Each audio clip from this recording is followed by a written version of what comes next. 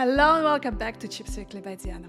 I'm Diana and this week brought a mix of geopolitics, manufacturing breakthroughs and supply chain strategy that will shape the months ahead. Here's what's on agenda. China has tightened export controls on rare earths, targeting defense and semiconductor sectors. Intel unveiled Panther Lake, its first CPU built on long-awaited 18A process. And Amkor broke ground on a huge advanced packaging campus in Arizona, deepening US chip infrastructure. In our industry spotlight, we'll explore Washington's new push for broader export limits on chip-making tools.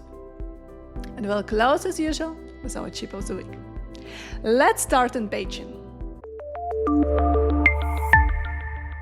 Story number 1. China tightens rare earth controls. This week, China's Minister of Commerce announced a new export licensing rules for rare earths, specifically targeting semiconductor and defense applications. China controls over 90% of processed rare earth output, so this move has a big leverage. Under the new rules, companies abroad must submit case-by-case requests, and foreign defense or chip users may be denied access altogether. Why this matters? Rare earths are essential for magnets, specialty materials, and chip components. If China restricts access, it can strangle supply chain sectors beyond just compute. Everything from motors to sensors could be affected. And this could force countries and companies to speed up local rare earth processing or build strategic stockpiles. And it all simplifies one of the foundational risks in the chip world: materials control. Story number 2.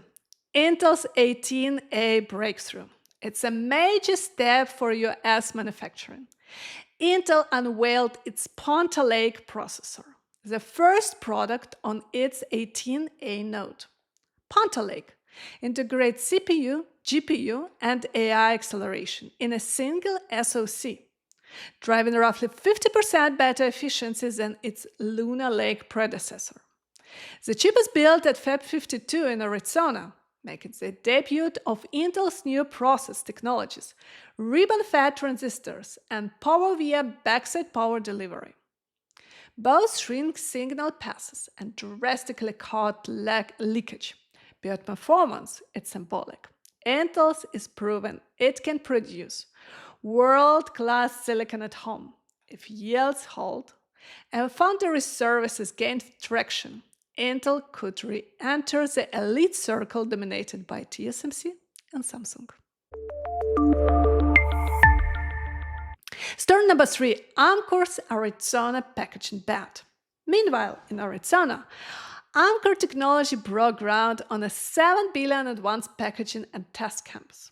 This project, funded partly by CHIPS Act incentives, aimed to handle high-end 2.5D and 3D packaging for partners like Apple and Nvidia. It fills a crucial gap. Most advanced packaging still happens in Asia. With Amkor's facility, US-made wafers from Intel or TSMC Arizona fab can be packaged without crossing the oceans. Packaging is quickly becoming the next strategic frontier. It's where performance, cost, and sovereignty now meet. Industry spotlight. Expanded export bans on tool. It's not just rare earths or chips under scrutiny. Tool export are the next flashpoint. A new report revealed that Chinese fabs bought $38 billion worth of lithography and etch tools from the US and its allies in the past year. That triggered fresh calls in Washington for end-use ban, blocking sales not only in a blacklisted firms, but to any buyer suspected of funneling tools into advanced chip production. If enacted, it could reshape the business of ASML, Applied Materials, and KLA, forcing them to verify where every tool ultimately operates. This tool control race shows how the semiconductor battlefield now spans everything, from raw materials to the microscopes that pattern the atoms. Finally, the chip of the week, and it's of course Intel Panther Lake 18A SoC. A defining moment for Intel's comeback. Built on a new 18A node, Panther Lake debuts two key technology: ribbon-fed transistors, which use stacked ribbons for tighter current control and higher efficiency, and PowerVia, Intel's backside power system that moves power rails beneath the silicon, shortening signal paths and improving frequency headroom. Together, they deliver as much as 50% better performance per watt versus Lunar Lake.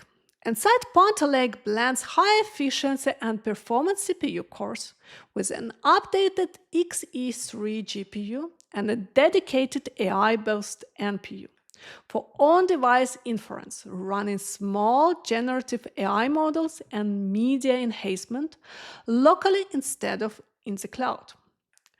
But its importance goes beyond specs. It's built in Arizona Fab 52, the flagship of Intel's US expansion and the first proof point for Intel Foundry Services. Success here would show that the cutting-edge chips can again be made domestically and competitively.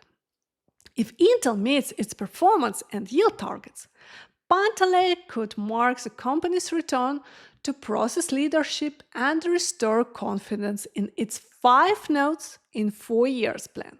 If it flatters, the entire comeback narrative will be tested. Either way, Panther Lake 18A stands as one of the decade's most significant chips technology, technically, economically, and strategically.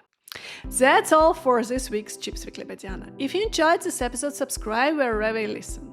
Share it with the network and connect with me on LinkedIn and X. Diana Chip. Until next time, stay curious, stay sharp, and as always, stay chip aware.